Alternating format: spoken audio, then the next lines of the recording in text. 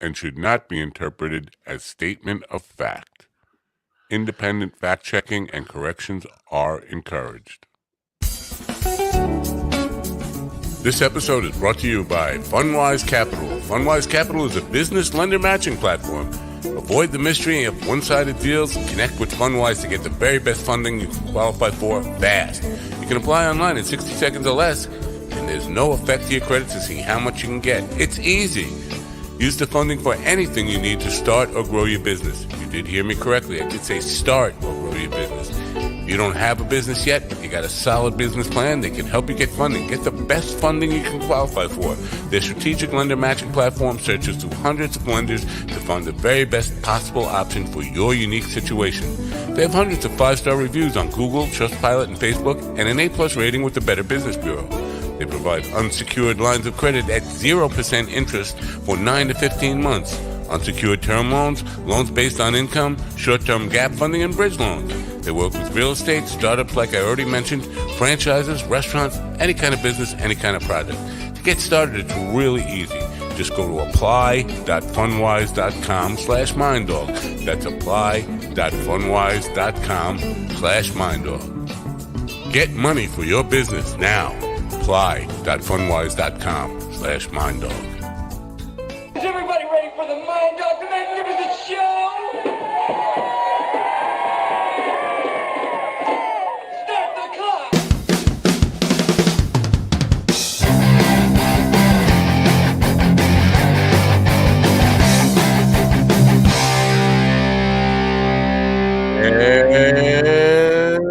And welcome, my friends, to yet another episode of the Mind Dog TV digital broadcast. Thanks for coming. It's great to have you here, as always. It's been a little bit of a crazy day here today, and I apologize for getting started late. If you're familiar with the morning show, if you watch and listen to the morning show, you know what I'm talking about. Crazy day. We're settling in a little bit now. We're going to talk about perseverance and following your dreams and some of the obstacles that life throws at you and how you deal with them, how you persevere in the face of hardship. Tonight we're going to meet Minister Alma Thomas, who talks about her remarkable story of resilience and survival, some hardships she's gone through that include things that I can very much relate to, loss of her only son, stroke, and more in this episode. And she's written a couple of books. I'll be showing both of the books. One of them is called Dream Killers, and the other one is called From the Hospital Room to the Waiting Room, from the Waiting Room to Recovery Room. I'm sorry. I got that wrong. A little bit off my game here tonight. Anyway, Minister Alma Thomas is here with us now. And ladies and gentlemen, please open your ears and open your minds and help me welcome her in from a hospital bed. Alma, welcome to the program. Thanks for being here. Thank you for inviting me on tonight. Really excited to be here on tonight. Well, God bless you. And I mean that. I mean, I have experienced some of the same challenges that you have. You know what? Some of my life, I'm not sure that I've overcome the challenges. I just feel like I've taken it one day at a time. So which book is the most recent book here? From the Waiting Room to the Recovery Room, or is it the Dream Killers? From the Waiting Room to the Recovery Room is the most recent one, but I wrote those before my stroke, which I'll get into a little later tonight. Okay. Now tell me, I know my stroke. My son was still alive when I had my stroke. He was in a lot of trouble though, and I think the police came looking for him at my door, and they came with bad news, assuming there was bad news. In that case, it wasn't as bad as they thought it was. But my wife came in and found me on the floor and almost paralyzed. Tell me about your stroke and when it happened, and was it before the loss of your son or not? After. After. My son passed away in 2009. I had my stroke in April of 2021. And a little bit about me. I am a minister, as you said, an author, a retired educator. So on April 23rd, 2021, I went to work. I came home. I had a couple of Zoom meetings, and then I was preparing to lay down. And I felt funny, but it wasn't like my head was hurting or anything. I just felt funny. And I said, well, I'll just lay down and sleep whatever this is off. And when I laid down, I had a massive stroke. I called for my daughter to call an ambulance and all that. And when I got to the hospital, they said that I was a very sick lady and that I had a 99% chance of dying and a 1% chance of living. The stroke Wow. on my right side is mobile, and that's the side that I write with. I'm right-handed, and I do everything with my right hand. I've retrained my left hand to do a lot of things. As a matter of fact, since my stroke, I've written four other books on my left hand with one finger on my That's pretty interesting. Now, I got to stop you right there because I want to hear about all your story. But are you against using like voice to text stuff? Because it seems like I'm a one finger typist by nature, and it's not fun. And but I'm not making light of your situation. I'm just giggling because I'm nervous to hear a little bit about this whole thing. But voice to text, we do have technology where you could just talk it in. yes Yeah, because it wasn't typing what I was saying, and then it was picking up any noise in the background, any words, and then I would go through the whole document, find out where I left off, erase all of that, and start again. So I found that it was just easier for me to use my wow. uh, on my left hand because when you face odds like I was facing, when you have somebody, you have the doctors call your family to your bedside and say, you better get to the hospital now if you want to see her on this side again. And when the nurse offers to hold your hand while you transpire and you beat the odds, you don't allow anything to stop your dreams. Because I found out that cemeteries are full of unfulfilled potential, failed dreams, and visions.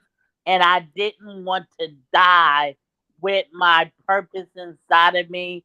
God didn't just save me for no reason. I'm still here because I still have a destiny. God still has a plan for my life. It's just like I go on these podcasts and when I wrote you the email, I let you know that I do these podcasts from my bed. And a lot of times people are like, aren't you ashamed to be in your bed um doing podcasts and all that you do. And I said, no, aren't you ashamed to have two arms and two legs and can walk around and you allow any little circumstance to stop you?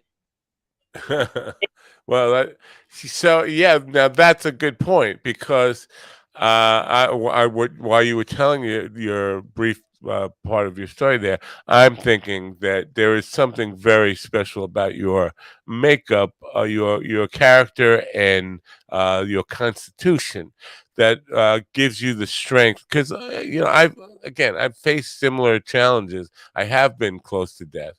it didn't make me strong. It made me weaker. And I say that, yes, I am a little bit ashamed of that. But definitely, and there's no shame in doing a show from your bed, obviously. We thank you for delivering an important message to people. But for me, I don't think I would have the strength or the courage to do what you do. Do you think there is something special about the way you were brought up, or whatever it was that made you the person that you are, or can anybody learn to have that kind of fortitude? You can learn. I think that you can learn to have it because in life we have a choice. We can become bitter or we can become better. I could have looked at my situation and say I'm bedbound. I can't no longer do the things I used to do. I can't teach. I can't motivate people because I can't move. But I looked at it the other way that a lot of people who have strokes as massive as I did, their cognitive skills are affected, their speech and language skills are affected, they don't remember sometimes, and I still have all that.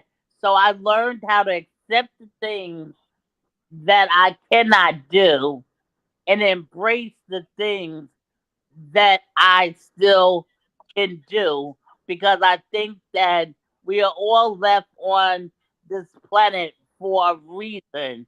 That if there's not a reason that you're here, and I really believe that A, I'm gonna walk again, but B, this stroke wasn't for me, but it was to inspire and motivate people that might have lost their faith, that might not be that strong, that might let in circumstances knock them down. Like I compare my life to, have you ever seen that clown at the carnival that you throw the ball at it really hard and the clown goes all the way down, and just before you're able to claim your grand prize, that clown bounces back up again. Well, they put that clown that makes it bounce back. Well, God has something in me. I've had some hard balls thrown at me in my life. My son died at 18 years old from a massive heart attack.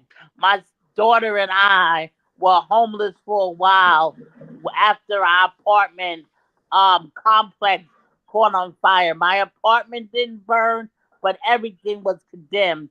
And I found myself, from no fault of my own, being homeless. And then meeting someone in the midst of all this chaos and think my life partner, and he was God. I was looking for a Mr. Bar, and I found the Snicker bar, and he was addicted to crack cocaine. He was in denial. So you can't help a person that's in denial. If I want you to have help more than you want to have help, I can't help you. So I ended up getting a divorce, and then pow, here comes this massive stroke, and overnight I am unemployed, disabled, all overnight. So you can't take for granted. Tomorrow is not promised to any of us. So, whatever it is that you want to do it on today. If you want to start a business, start that business. If you want to write a book, write that book. If you want to go back to school, whatever it is, it's never too late. Don't allow your circumstances to make you abort your dream. Your current situation is certainly not your final destination. Well, thank you for sharing that. Uh, You talk about purpose, life purpose, and our dream. Some most a lot of people. I'm not going to say most of people. A lot of people I talk to have difficulty even identifying what their purpose is. They walk through life wondering. And I have moments of this myself where what is the purpose of my life? What the heck am I doing here? Why was I even born? Uh, so before all this happened to you, did this change your purpose? Did you have a different idea of what your life was meant to be and what you were meant to do in this life I before and after? that my purpose was always to inspire and motivate people and to let them know the good news of the gospel. But my plan was 20 years ago, it was prophesied to me that I wasn't going to be just local, but that I was going to be global. So then now all that stuff happens between the promise and life, all that stuff happened. So I'm putting in the back of my mind that I'm gonna fly to Africa and China and all these great places and spread the gospel of Jesus. And then when I was on my bed of affliction, my apostle before he passed away, he named me an ambassador to the nations. Once again, he said, you're not going to just be local, you're going to be global. And I'm saying, okay, God, I know there's nothing impossible with you. So I know you promised me I am going to walk again. So am I going to walk again and then go to the nations? God, how this thing going to happen? And then um, maybe 2 or 3 months ago, I was looking at my task because I put out all my conferences, seminars, and everything in my task, and I was looking at completed.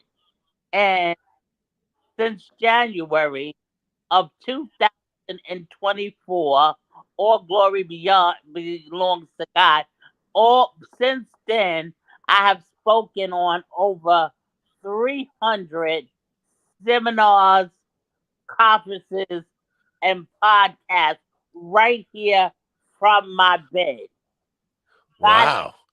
me to inspire and motivate people right here from the place that I thought it was over, right here from one of the darkest places that I ever been in my life because I like to go and I like to do. And now I'm immobilized, but it never stopped me from doing what I like to do. I'm still teaching um Bible study once a week on the telephone. Right now in September, I just started my Masters of Divinity program and I'm going to school on Monday and Tuesday. So I am still, and then I'm, like I said, I'm speaking all over the world from my bed. Most podcasts, they're going to 56 countries, 57 countries, all over the world. And I'm right here in New York in a hospital bed telling somebody that I don't care how dark your situation looks. And I don't memorialize the point that we've been through some things. We've had the wind knocked out of us, but you still have life. And as long as you still have breath, there's a purpose for your life.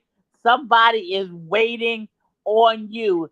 Just like there are people, there are other podcasts out there, and they might be doing the same thing that you're doing, but there's somebody that's out there that's waiting just for you.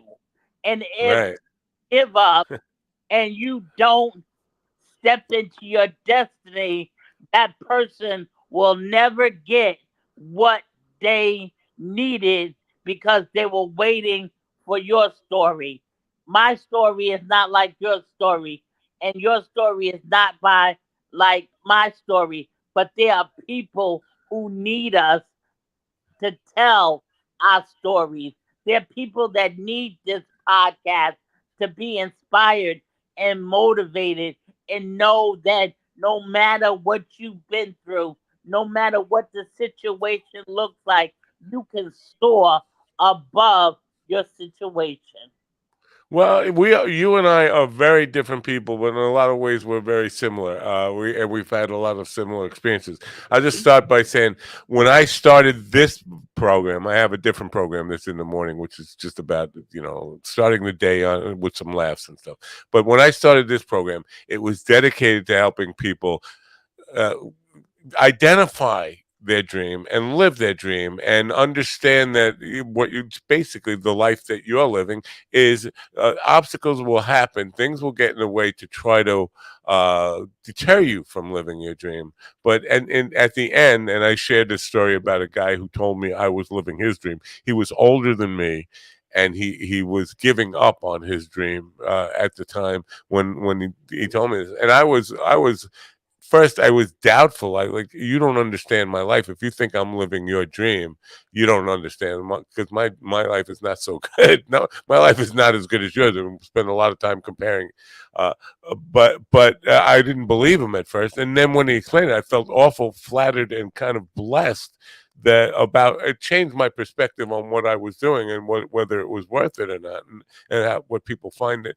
But the question I have for you, do you, because I bring this up all the time, and when obstacles hit, I am quick to become doubtful, intimidated by challenges of life. Do you ever have your moments of doubt, and or do you, are you just straight ahead all the time, or do you have moments of weakness and doubt yourself?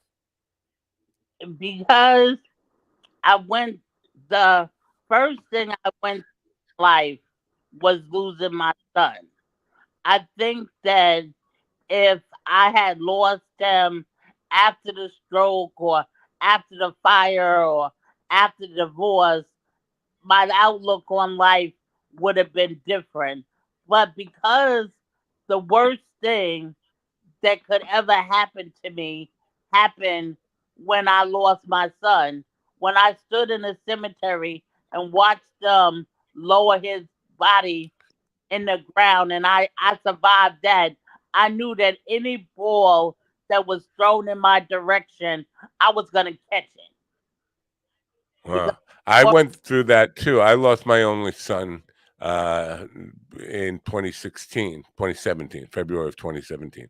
And it was not something that I could just like shake off. It was something, and I mean, I still struggle with it every day. It's every day I think about that.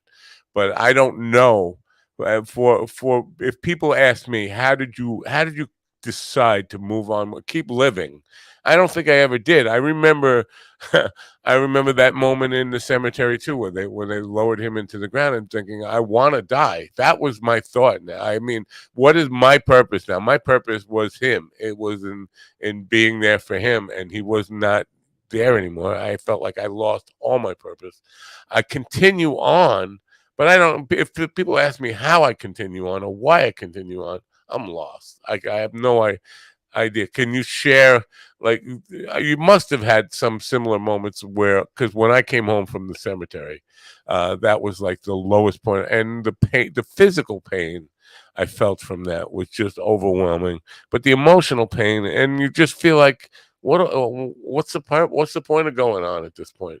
But at somewhere subconsciously, I didn't make a conscious decision that life is not going to, like, my life will end whenever it's meant to end, or however it's but in the meantime I have to go on living. How did you first pick yourself up from that, from leaving the cemetery with that unbelievable gut punch of man, my reason for being just is gone. What do I do? How do I pick myself up and go on? Do you have any insight into how you persevered in that moment?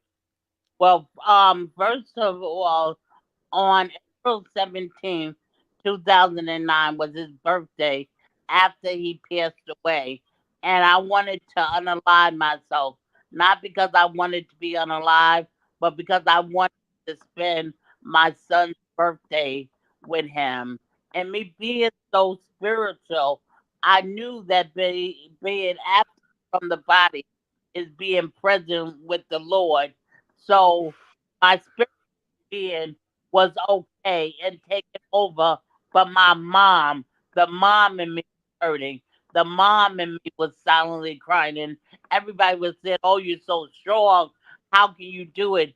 And I'm screaming on the inside, "I'm not doing it. I don't know how I'm gonna get over this thing." And because I minored in psychology in college, I knew the stages of grief, but I couldn't understand when you read the stages of grief. It's like it goes one, two, three, four, five, and then it's over. And I'm wondering why one day I'm at acceptance. Okay, I'm accepting. I can't do nothing about it, and then something would trigger me, and I would be right back at being angry and bargaining. So what I did was I turned my pain into passion, and I started a scholarship in my son's honor. It's called the Tyshawn Thomas Francis Family Scholarship. In his school district where he went, I've given out 17 scholarships to African American males who've been accepted to college in their um, products of single family homes. And I give them Wow. $5 that they can buy their books with, get clothes, whatever it is that they need to help them on their college journey. So I kept and doing that, I'm keeping my son's legacy alive, and I'm turning all of that pain into purpose because I'm saying that everything that I invested into my son, now I got to give that to somebody else. Now, Right. because he's no longer here, I can't withhold the giving that to somebody else, to inspire someone else, to let someone else know that they can go to college, that they can be someone despite being raised in a single family home without a father, with just having a mother in the home, that they can still succeed. So I instilled that in my son, and then now I want to instill it and other boys now that my son is not here. So once I turned Great. pain into passion, I had something to live for. And then I knew what my triggers was. I knew that I could go to graduations of people that was around his age. So I told people, no, I can't come because I used to just go and cry myself the whole I'm hysterical crying. Why is this woman crying through this whole story, wailing the death wail? And I heard your friend's feeling, but I'm like, that's a trigger for me. I can't go because it reminds me of what Tyshawn will never do. So I can't go. I'll give you a card or whatever it is, but I stopped living to make other people happy. And I gave myself permission to live again. I said, I know my son wouldn't want me to give up. And he's looking down at heaven. He's saying, wow, look at what my mom is doing.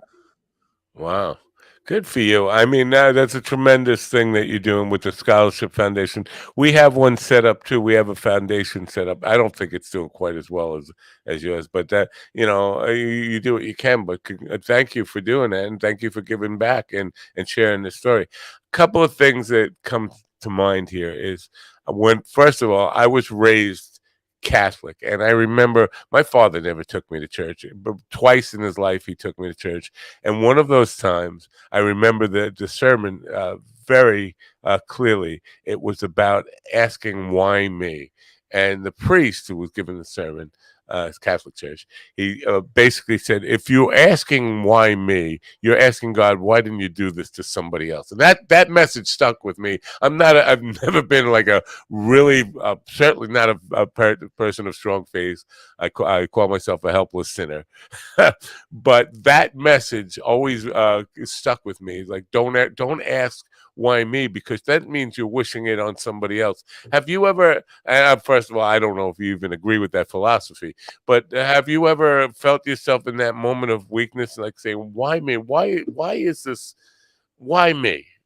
Yes, I have. Even after my stroke, and I was put 45 minutes away from my house, and people could only visit me for the first 3 months. I Because of COVID, I couldn't have no visitors, and then finally when they lift up the restrictions, I could have visitors. And but at that point, when I was all alone with nobody, I said, God, why me? Why is this happening? Why am I so far away from my family? And God answered me. He said, the reason why you are out here all alone in the wilderness is that I wanted to talk to you.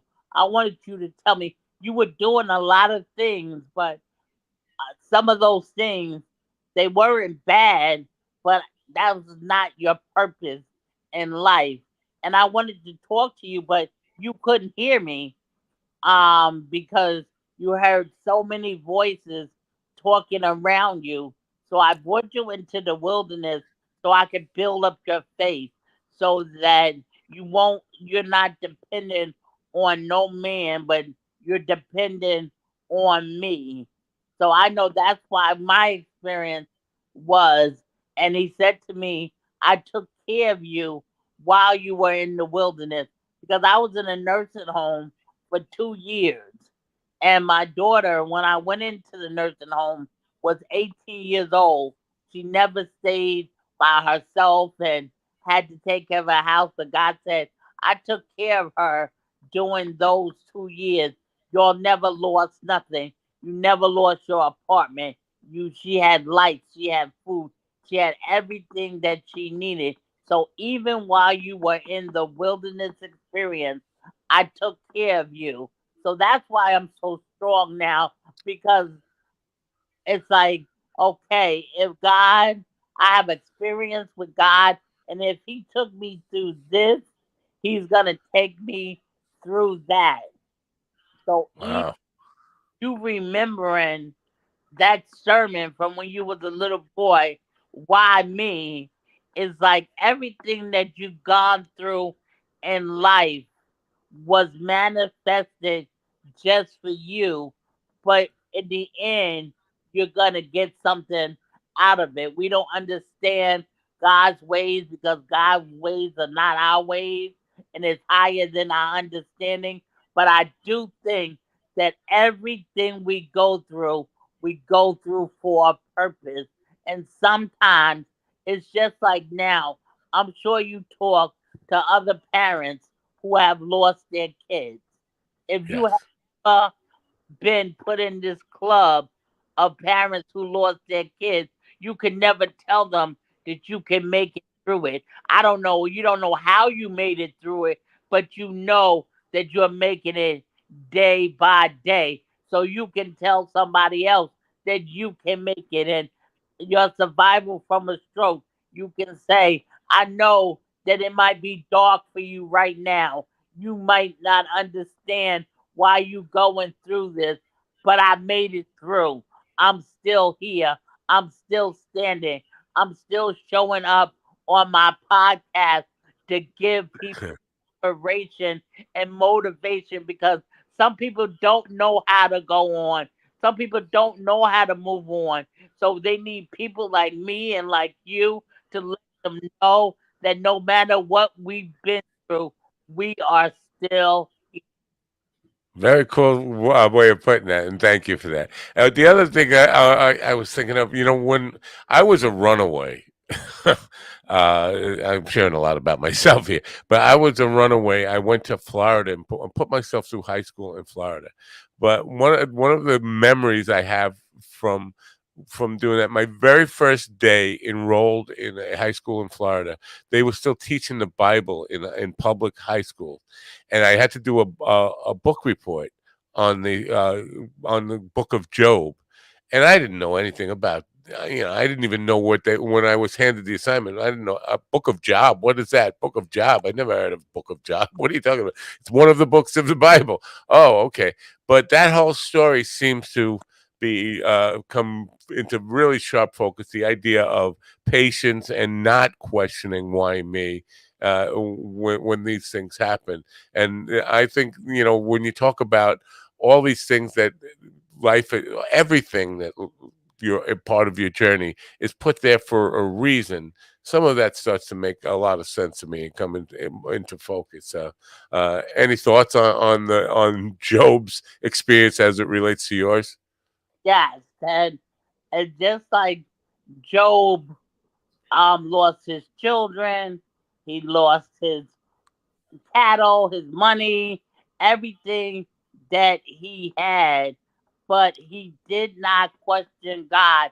He said, "Though you slay me, yet will I trust you." And when he began, this is how I know that we are put here for other people, because when he began to pray for his friends, then his situation started to change. And if you read at the end, around the 42nd chapter of Job, he got double for his trouble. He got double his cattle, double his children. He received it all double when he prayed for somebody else. Wow.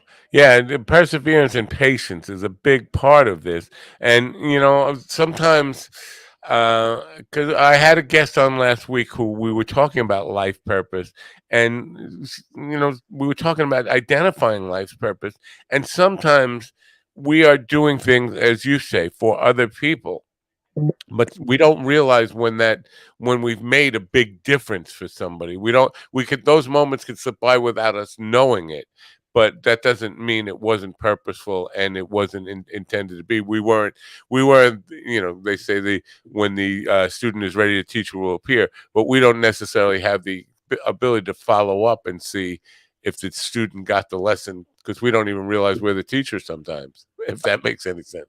Right? So Like people are listening and they're getting nuggets and being able to go on, and we don't see the end result.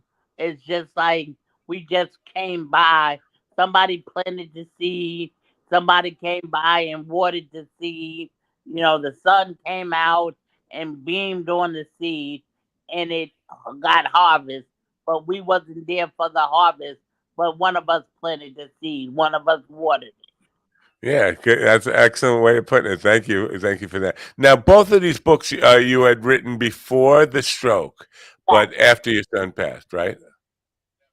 Yes. I began Uh, running from the waiting room to the recovery room when my son passed away, and I could never finish that book. And then in 2016, God dropped in my spirit Dream Killers, because I was gonna write an article for someone, and I was like, okay, what does that mean, Dream Killers? And then God said that you have not made it to the waiting room, to the recovery room, because you allow people, places, and things to kill your dream. So when I started thinking about dream killers and the things that can kill our dream, like the past, procrastination, fear, fear of failure, fear of even succeeding. Sometimes we're even so afraid to take that step just in case it does work out. Then right. what if it works out? So we're afraid and we sabotage ourselves. So once I began to write Dream Killers and the things that had killed my dreams, I was able to, within a week, finished from the waiting room to the recovery room. Wow. Very good. Now I'm totally on board with this whole idea of dream killers and looking back, introspecting. What made it? What were the obstacles that scared us or stopped us from living the life of purpose that we had, at least in our minds and spirit about what we were supposed to do. And in my case, and this is a tough question for me to even ask because it takes admitting some failures on my part. And in I think I'm not sure I had the talent level that I'm going to take that back. Now, I'm sure that my talent wasn't up to where it should have been for the dream and purpose I put on myself for it. In other words, I wasn't blessed with the skills or talent set required to fulfill my dream, and I think I hung on to it for far too long, and where somebody should have smacked me around and said, "That's not for you. There's something different for you. Explore what that is." Does that make any sense to you? And do you have any? I don't know whether it's a contradiction or a way of looking at that in a different light. It's a way of looking at it to me in a different light because once again, our dream and our purpose might not align with each other. Now, if your dream was to do something that you was talented enough for, could you have practiced or could you have went back to school? What did you need to fulfill that dream? Because a God given dream to me is something that you're equipped for and you can't shake it.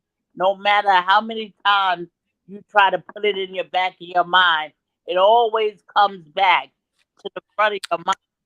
So you have to find a way to make that happen.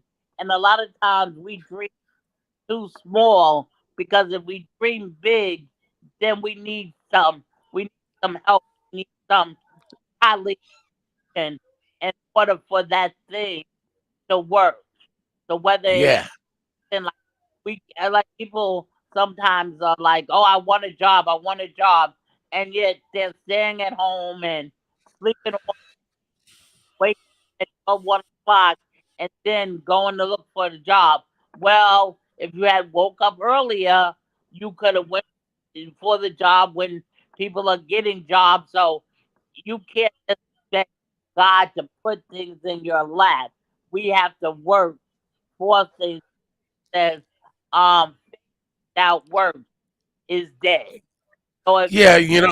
I was thinking about this the other day, and you know what? I'm not a person of very strong faith, but and this how this relates. My story relates to what you're telling me.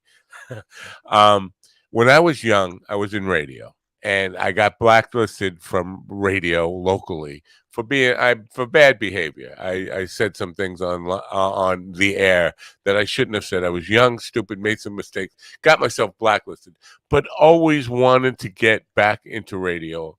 Thought I, paid my penance and did whatever I needed to do to get back in radio, but found that I could not get a job in radio, but I always wanted to. And then just before the pandemic, in 2019, the summer of 2019, I was started to listen to podcasts, and I thought, well, this is very similar to radio because my dream and my purpose, I always thought and imagined this was to be influential and to spread positive, uplifting messages, much like what you're doing now. But I felt like that was taken from me when I got blacklisted from radio. And I'm not making myself the victim here. Oops, I lost her. Oh well. Oh, she's back. Anyway, she's back. So I'm not making myself a victim here. I'm just saying that I felt like that opportunity to be an influential voice in the world was taken from me when I screwed up in radio, and then I started podcasting in the summer of 2019. Then the pandemic hit, and it almost felt like this was just too coincidental because now there was an audience locked at home that could listen to me in this format, and all of a sudden I felt like that was meant to be, like that was connecting with my purpose again. But you know, there were lots of reasons why I felt like, you know what, that was a lost dream. And but at some time, somehow or other, the stars lined up, and here I am, now still speaking to. I'm not speaking to as many people as I was on terrestrial radio, but it's I'm still reaching some people and hopefully spreading a positive message as much as possible. Even though I'm a bit of a curmudgeon and full of doubt and full of.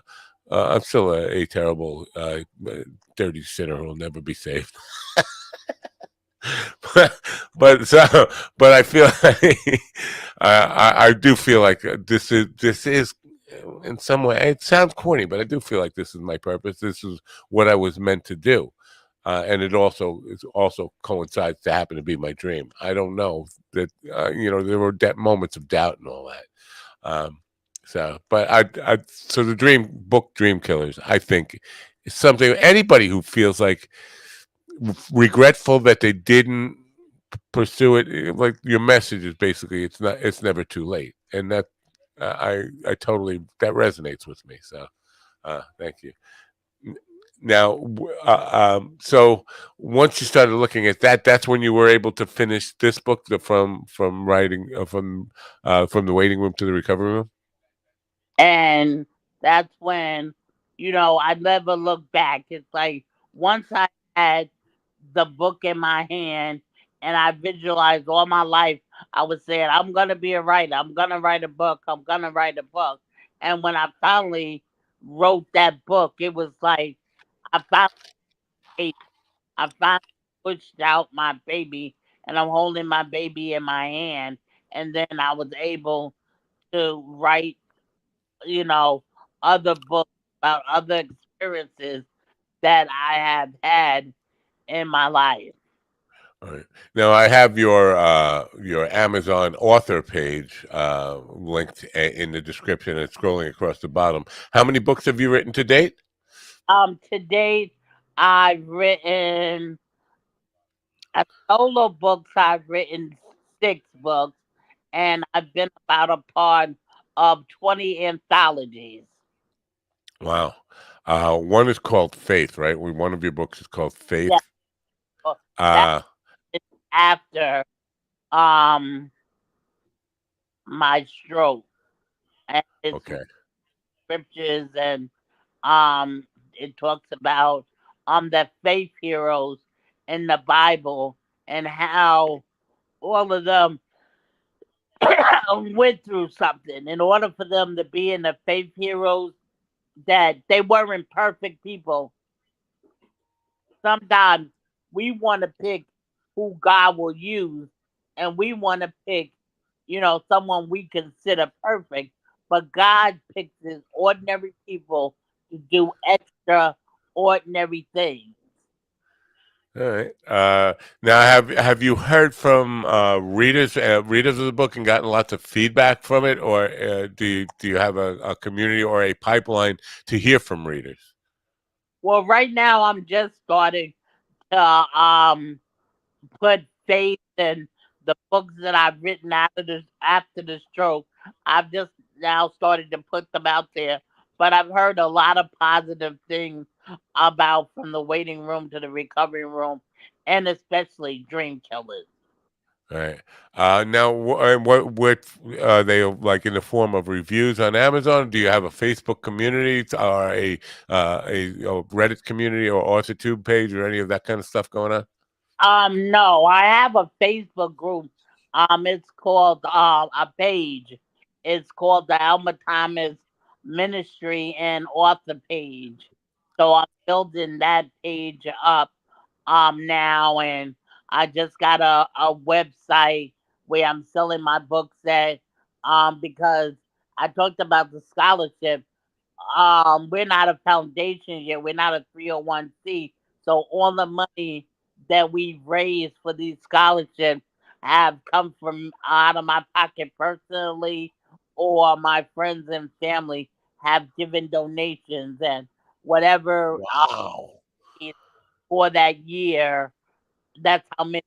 If we raise $2,000, we give out four.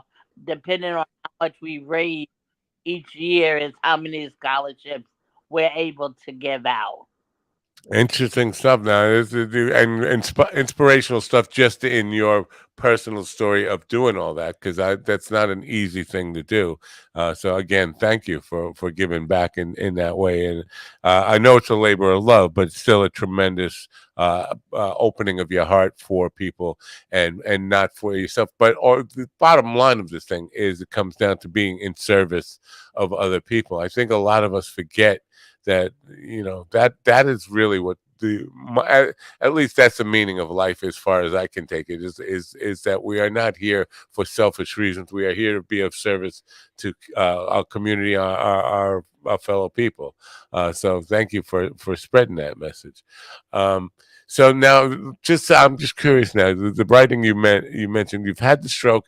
You're typing away with one finger on like a tablet or something, or a laptop. Yeah, on a laptop? No, on my phone. On your phone. Whoa. Oh my goodness, that's gotta be so I have the amount of typed on my, work. so I've typed and then I send them. I have an editor, who I have on staff, and I send her my stuff, and she edits it and uploads it to Amazon for me. Wow. So I'm just curious now, if you start like from start to finish, like one of the most recent books, years or months? I mean, how much time? No, I wrote those 4 books, and I've been out of the hospital for 2 years. On February 13th will be 2 years that I've been at home. Like, Faith, I wrote that book in a month, because actually I bought the cover first, and I thought the cover said faith, but it didn't say faith. It said earth. And I was like, wait, the reason why I saw faith is because I need to write a book on faith. So once I cover, I wrote that book in about a month. And then I was teaching a class for a Bible study, and I couldn't find all the information that I needed. So I said, "Oh, I'm gonna write my own book on leadership in the church." So I wrote that book, and then since I was in the hospital, I started writing "Surviving a Stroke Against All Odds." But in order to end that book, I had to get out of the nursing home, because a lot of that book is about what I went through in the nursing home. It was Wow. so that's what surviving a stroke against all odds. And it took me about 6 months to write that book. So now I'm in the middle of writing 2 books. One is a fictional story, and the other one is I was a teacher for 33 years until I had my stroke. So I want to do some training of teachers. So I'm writing a book, 33 years in the classroom ain't for the weak. Tips and techniques that I learned outside of the textbook. Wow, man, you were an inspirational person. Now, what subject did you teach? Were you like a general, like a elementary school teacher, or in high school? I was a preschool teacher, so I taught 3 to 5 year olds. Oh, okay. Yeah, so that's very general. I was just curious of what subject we might be talking. Uh, Math, ABCs, everything. all Um, right.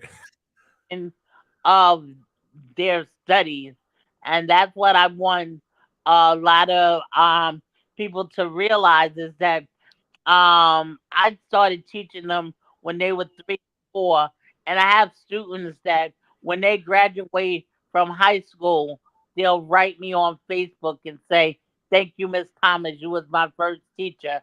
I have students that graduate from college, and they write me and say, "Thank you, Miss Thomas. You was my first teacher." They had this thing on Facebook that's called "You're not really from Amityville, if." And they was like, "Oh, you're not really from Amityville if you never had Miss Alma for a teacher." and everybody was on that. That made me feel so great because when you teach, you're gonna you're gonna have an impact on a child, whether it is positive or negative is up to you, but you are gonna have an impact. And glory be to God that I've never had a negative impact. All these kids years later are saying how I poured into their life, how they knew that I loved them, how I babysat them over the summer, how I had them over my house, all these things that I poured into them, especially as my son passed away. That was one of the ways that kept me, was because I went right back to work after my son passed away. And it was like, why are you here? And I was like, I need to be here because you can't be curled up in a corner crying in a classroom full of 4-year-olds. So I went Yeah. back and I poured myself into everything that I poured into my son. I began to pour it into other children that their mothers might not have been ready to be parents, but I let them know that I love them and that their parents is their first teacher, and just encouraging their parents to get involved in their life at an early age. So as they go through the system, you'll always be a positive advocate for them. That's very cool. In the beginning of the program, I said we are very different people, but we have a lot in common. I grew up in Copiague. I'm sure you know where that is. For the people who are not from New York, not from the USA, who are listening, Copiague is a town next to Amityville. I was not aware that Amityville is your town. I also went to preschool, but it was way before you were teaching, and probably before you were born in Amityville. So we do have that in common. So that's just an interesting fact to share with you too. You are a very inspirational person, and I appreciate you being here. Um, so you're writing 2 books now. How soon do you expect to publish those? Well, I want to publish the one 30 years in the classroom by February because I want to test it out at Head Start doing their in-service training, and my fictional story might be a little longer because it's already written, but I have to go through it and gave me some suggestions for it, so I have to change it a little bit. And I'm used to writing nonfiction, so writing fiction that's now like I've read short stories, but they're just short stories. But my first full fictional novel, I'm working on now. Well, very cool. There's so much to take away from your story is that, first of all, you are not only just not letting life stop you and the challenges that you face stop you, but you're also putting up with great challenges in taking every step towards people can't if you writing a book like this is a tremendous physical challenge to put up with. So you're just a superwoman, and I'm proud to know you, and I'm proud to take that example from you.